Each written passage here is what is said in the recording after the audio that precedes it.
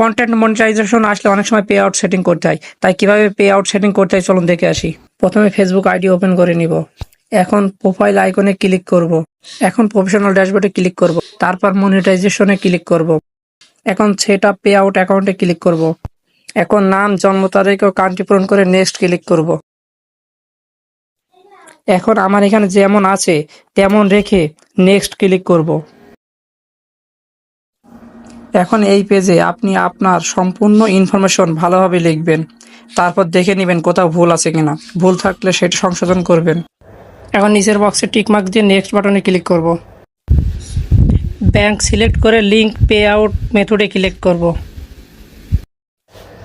এখন tax information দিতে হবে। অ্যাড ট্যাক্স ইনফরমেশন বাটনে ক্লিক করব। যদি আপনার প্রোফাইল সরাসরি লগ ইন না হয় তাহলে পাসওয়ার্ড দিয়ে লগ ইন করে নেবেন। এখন কন্টিনিউ বাটনে ক্লিক করব। আবার কন্টিনিউ বাটনে ক্লিক করব। তাহলে সেই ট্যাক্স ইনফরমেশন পেজ চলে আসবে। এখন ভালোভাবে দেখে শুনে এটা পূরণ করব।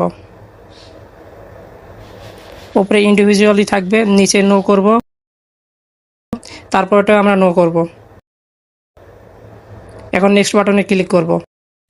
এখন আমরা কান্ট্রি সিলেক্ট করব। আপনার যে কান্ট্রি আপনি সেই কান্ট্রি সিলেক্ট করে নেবেন। এখন যেভাবে আছে সেভাবে রেখে নেক্সট বাটনে ক্লিক করব। আবার নেক্সট বাটনে ক্লিক করব। আবার নেক্সট বাটনে ক্লিক করব। এখন কান্ট্রি সিলেক্ট করে নেক্সট বাটনে ক্লিক করব। একটি নতুন পেজ ওপেন হবে। এখন পেজটা উপরের দিকে উঠাবো।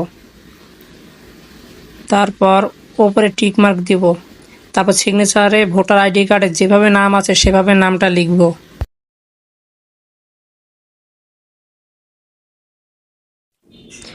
আমি আমার নাম লিখব। আপনি আপনার নামটা লিখবেন।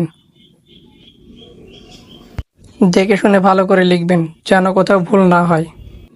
ডেট যেমন আছে এমনই থাকবে। এখন নেক্সট বাটনে ক্লিক করব। আমাদের সামনে একটা ফর্ম ওপেন হবে। ফর্মটা আমরা উপরের দিকে উঠাবো। তারপর সাবমিট ফর্মে ক্লিক করব। এখন একটা নতুন পেজ ওপেন হবে। এই পেজটি আপনি চাইলে ডাউনলোড করে রাখতে পারবেন। নিচের টিক মার্কে যদি টিক না থাকে তাহলে টিক দিয়ে নেব।